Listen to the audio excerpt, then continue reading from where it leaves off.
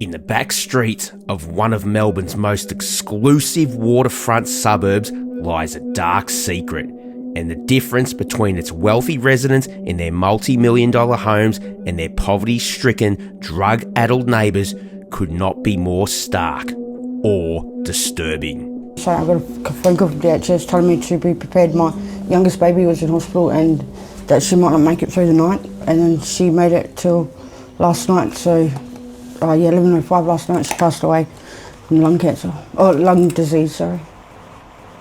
What do you think happens when you have a situation where you have people that have everything in the whole goddamn world living across the street from people that have nothing? You end up in a predatory environment, but we start to prey on them. Because we at the end of the day have absolutely nothing. We have nothing left to lose. We have everything left to lose.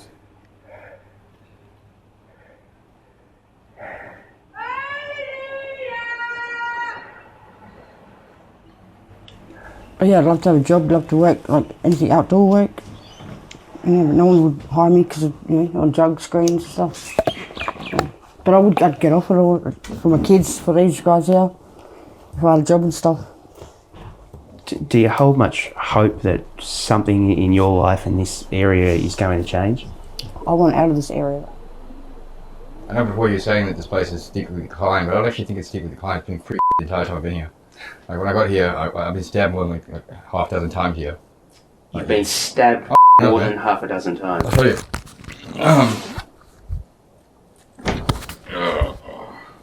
Like, I'm up here, instead of there, with a slash stuff across here, up back.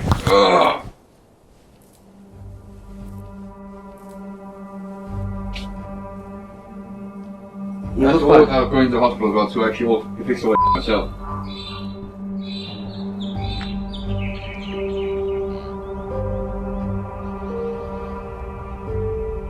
Wayne Flower here, reporting for the Daily Mail in Port Melbourne.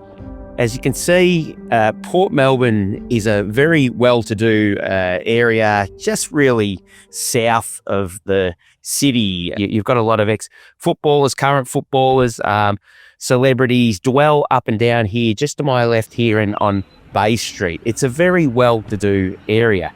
Well, it has been. If you go around just off Bay Street, down some of the side streets around here, beautiful multi-million-dollar properties. Settled amongst them is a housing commission block. It is nothing short of hell on earth. It has been described as Melbourne's own Skid Row. We will take you inside this hellmouth and show you exactly what is going on in there.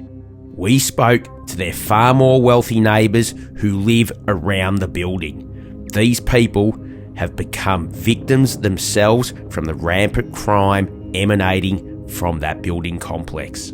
I spoke to one neighbour who said they have knives, people are stabbed, the police are out here all of the time, there are needles everywhere, it needs to be knocked down. It is a housing commission building unlike any other in the city of Melbourne. This place is dilapidated, it is falling apart, it is an eyesore, it is horrid, and that is just on the outside. On the inside, it is next level bad.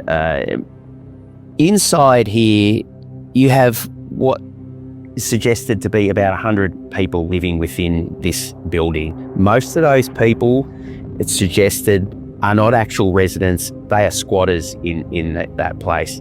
Because as people move out, they bolt up the doors, they board them up. They would rather live there than out on the streets. Can you just tell us a little bit about yourself, Cassie, how long you've lived here and what life is like living here? Like, I'm originally from Perth and I moved to Melbourne 2014. I lived in Hampton East at first, which is a lot better than here. But I've been here since 2017, I think, in this unit. Somewhere I thought it was family orientated, people nice and stuff until, since I lived here, no, it's disgusting. Cassie, you've had quite a traumatic experience just in the last 24 hours. What has happened? So last Friday I got, at 9 p.m, I got a a phone call from DHS telling me to be prepared. My youngest baby was in hospital and that she might not make it through the night. And then she made it till last night. So, 11:05 last night, she passed away from lung cancer. Oh, lung disease, sorry.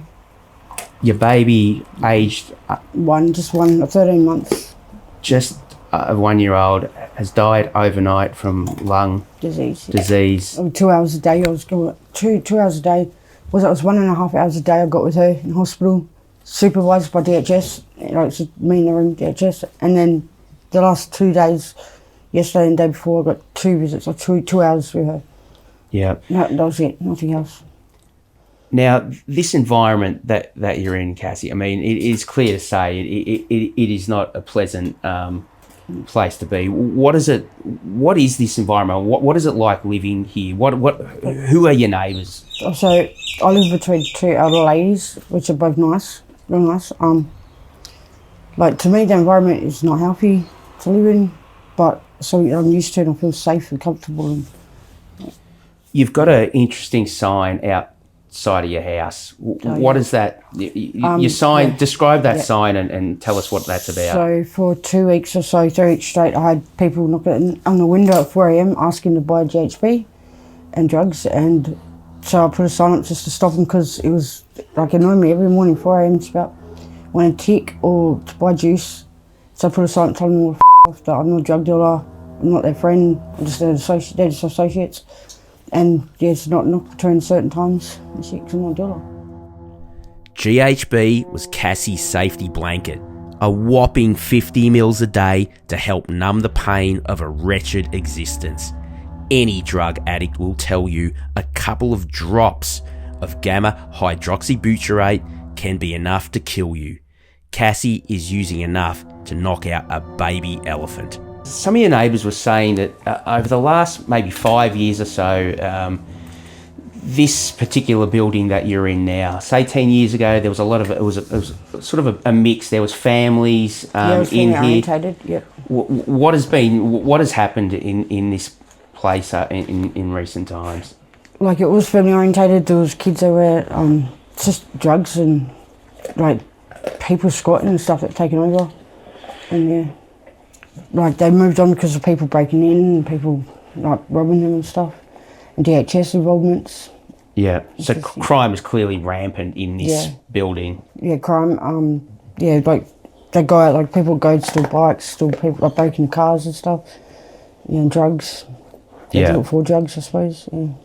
There's no mix of normal people. It's just junkies. Like, and I can't say that I'm not one because I use too. So, but my needles laying around in my house, which are mine, and I know they're mine, but don't go outside my house and shit. So, like, but lots of people around here just chuck their needles in the gutter, no lids, or they put them in the dirt, no lids. And, there's kids around, they're going to get stabbed by them. Like, they're the ones that I call junkies. Those ones, they throw their away like that. Yeah. Do you think this place has become a bit of a sort of a skid row in Port Melbourne? It's got to be up there with them. Like, it's disgusting. I'd rather be back home in Perth. It's clean there. Like, people are good there. Yeah, there's people who use the stuff, but you can't really call them junkies because it's not like here. Yeah. And what happens here? I mean, when you come here during the day, you know, you've got your neighbours out here. They're cleaning, they're tidying. What happens at night?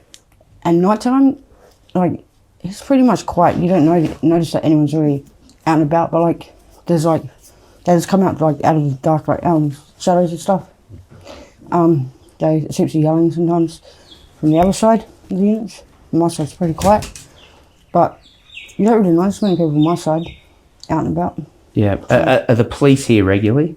They do now. Like they drive around a couple of times a night to surveillance, but like never used to be like that. They used to be able to walk the street at night time, and then one night I got knocked out by someone down Bath Place.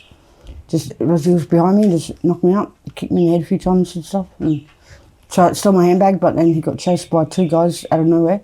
Dropped my bag, so I got that back. But yeah, that was like 4 years ago. What do you put it down to? What is happening here? The drugs are going. Like, the drugs are not what drugs used to be, I think. And then people wanting more, now they can get more, it's by crime. And are you saying too that when the drugs have gone, Are you talking about the quality of drugs that are being mixed Yeah. badly? Are you talking about fentanyl? Is fentanyl something that's happening around here? Was in the mess, but I don't notice it. Other than when I do have a hit, like I'll still go to sleep, but I'll put it down to my ADD, ADHD still. But it's just, yeah, colours like sugar or something, or they're just not getting like what they should be getting and stuff. And are people being, I mean, apart from the damage that drugs and this environment's doing them in general, are people being hurt? Are people being assaulted? Is that sort of stuff happening? People, it's been a few murders, the last few years, definitely, around here. Some guy just got stabbed the other night. Like, I think I know why, but to do with stealing someone's bike, but the bike was returned, so if he got stabbed over that, then that's pretty sad. Like, the bike was returned, it was back in the spot where it was originally stolen from. Yeah. So, and what about the locals here? Are they getting caught up in the mayhem that's going on in this place? Yeah, I'd say so. I think so, yeah. But I don't really know the local sharks, I'm living long enough to, yeah. Other than that lady and that lady next door, they keep to themselves, so they're pretty much okay, but yeah, people are disrespectful to them. Do you think what is the solution here? What needs to be done? Does this place need to be... Sorry. Just you'll open it? Right. Do you think that this place needs to be bulldozed and something else needs to happen here? It needs to be bulldozed and people in commission should be in a single story house. Like, because my backyard looks like a rubbish tip. Because I live in these units, people throw their rubbish in the backyard, their needles and stuff. My pets can't go out there. If I had my kids here, there's no way they could go out there and play. So, yeah, it all needs to be bulldozed. Or people, like families, at least have just, even like pets and stuff, just their own backyard and stuff. Because I can't let her go out the back without being out there with her. Yeah, and is anyone listening to you? I mean, the neighbour, the residents here would obviously be saying, "Look, this place is a major concern. They're all in multi-million-dollar properties, and this place looks like it's literally falling like apart." The way I see is the rich people, or the people of those places, like even just like the ones in the high rise and stuff. Not so much them, but the ones in their own houses and stuff. Like they just say that they earned it, they paid for it. Like, so it's kind of I mean, I'd love to work. I'd love to have a job. Not being selling. I hate selling. It's not enough. Like I'd pay for $400 a fortnight on pets just to get their food. I get 500 something. Most of it goes on them. Bills. I don't pay bills. I won't say them why, because it's not my name. But if I had to pay, if I was paying for bills and stuff, and I got a choice to have them or not have them, but without them, I would have nothing. So. But yeah, I'd love to have a job, love to work, like anything outdoor work. Yeah, but no one would hire me because of, on drug screens and stuff. Yeah. But I'd get off it all for my kids, for these guys here, if I had a job and stuff. Do you hold much hope that something in your life in this area is going to change? I want out of this area, that's the hope I got for it. And just, I'm not it's pretty sad, but each for their own around here, so. I don't care so much. Like the older ladies, these two, but the rest of the people, I couldn't care for them. I mean, the kids, like the little kids and stuff, I care for like their health, their hopes, and them getting out if you ain't getting something in their lives. But for the ones that use drugs, I'm not friends with them. What would you say to anyone thinking about moving into Port Melbourne in this area? Don't move now. Stay as far away as you can. It's a beautiful area. The beach is down the road, but it's disgusting. Now, if you talk to neighbours and the people living inside here, it really hit the skids about 4 or 5 years ago.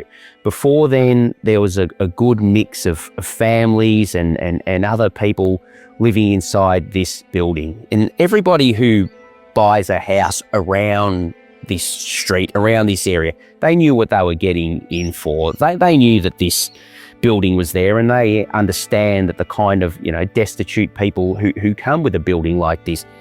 But it's not really what they signed on for how it is now. These houses around here are built somewhat like fortresses, and you can understand why, because the residents inside that house, they make no bones about it. They do prey on the good folk around here. They feel as though they're being looked down upon and they're forgotten. So, Ethan, just, I guess, tell us a little bit about yourself and how you came to find yourself living. All right. Originally, I was on Phillip Island, and I was working down there in hospitality. Then Mum got arrested, and she was being prosecuted in New South Wales. I got the kids together, made sure I looked after the family. Then slowly got worked out the situation by DHS, and lost my job. Then ended up in a situation where I had nowhere to stay, so I ended up going into public housing. After a stint down in St Kilda, then one in Balaclava, I ended up here. And I know before you were saying that this place is steeply declined, but I don't actually think it's steeply declined. It's been pretty shit the entire time I've been here. Like when I got here, I've been stabbed more than like half a dozen times here. You've been stabbed more than half a dozen times. I'll tell you.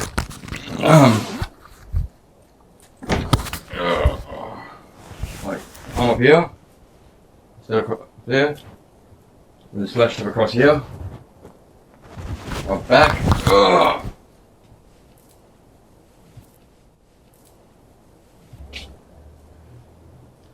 You That's look all like, without going to the hospital as well, so actually all fix all myself. you look like John Rambo. Yeah, that's what I said. They just asked me being here for like a couple of years, and this place was already like that when I got here. So How many years have you been I've been here? living here for like 5 years. Yeah, sadly, the word seems to be that in the last 5 years, this place really went downhill. Well, I can guarantee you it has. I don't know what it's like before, but it's going to now. Yeah, like I said, this place is pretty much mostly empty right now. People are slowly being pushed out of here because the place is supposed to be getting renovated or demolished. I'm not 100% sure. So half a dozen apartments are currently empty at all times. They won't move anyone into because they're slowly trying to move us all out. Personally, I think that's not actually fair. You just leave a place fully like open like that when you have people on the street. So I personally know people, and I actually invite people to come over here, squat around here, and push them to shelter. If you go to the street and here is an option and it's already sitting empty, why the come around here? Yeah. So people may think that squatters are actually part of the problem here, but it's just what do you call it, byproduct of the problem, which is a person or system that doesn't actually do damn. If you actually just go through the laundry rooms around here, half of them don't even open. Most of the machines inside that are broken. And don't even get me started about maintenance. God knows when those things are cleaned. These places have been here for like 30, 40 years. God knows how long those washing machines have been here. It looks like about the same time. And no one's ever maintained them or serviced them. Maybe all the skin and grime that you have seen on that. I don't use those machines. Well, they hand wash my Yeah. But despite those hardships that you're enduring here, you are determined to stay here. No, I'm determined I have nowhere else to go. And you just say you've lived in some pretty bad places. You come from St Kilda. Yeah. Well, it's better than the street. And this is the worst, you say. Yeah. And what do you think about the people who live around this area? What do you think happens when you have a situation where you have people that have everything in the whole goddamn world living across the street from people that have nothing? You end up in a predatory environment, but we start to prey on them. Because we at the end of the day, have absolutely nothing. We have nothing left to lose. They have everything left to lose. And yet they start to, look down upon us for even being here in the first place because their property rate starts to drop because of us and like that. And then they start to, victimize us and actually ridicule us online, so on social media and things like that. I think we don't want to find out. And then when we start to see they're on the street and things like that, think to ourselves, okay, so we should take it for ourselves or just let this victimizing piece of shit get away with it? Yeah. So what do you do in that situation? You actually have ordinary people and desperate people turning against families and like that. It's just across the street and we should be neighbours and we should actually be getting along. Just because we come from different slices of life, we could never get along. Yeah. Do you have much hope for change for your life in general here? Honestly, man, you wouldn't be here if you did. This is the last stop. It's Yep, the village. the last stop before the bottom. The village of the damned. Yeah. Both Ethan and Cassie asked for nothing from the Daily Mail, opening their doors and speaking up despite knowing full well the wider public shares little sympathy for them. Daily Mail contacted Victoria's Department of Families, Fairness and Housing, Port Phillip Council and Victoria Police about the situation. All resident concerns, incidents and matters of safety are taken seriously. A review of the site has been undertaken in collaboration with Victoria Police and City of Port Phillip to develop a plan to improve living conditions and amenity. The department refers residents to support services where appropriate and with their consent. Victoria Police simply stated it was a matter for DFFH and we respond to incidents. Port Phillip Council did not bother to respond at all. National Homeless Collective founder Donna Stolzenberg told Daily Mail she expected the situation for all involved to get much worse. It's a completely broken system that is a cycle of taxpayers not wanting their dollars wasted on having it fixed. So it gets worse and then there's only more and more to fix. And we all know about these places in Richmond. You got the needle injecting rooms there, St Kilda, Brunswick. These are mostly, they've been in the media, notorious places. This one has gone under the radar, but it shouldn't be because it's the absolute pits. It is the village of the damned in there. And really, for the residents living in this area and the people living in this building, there really is no hope.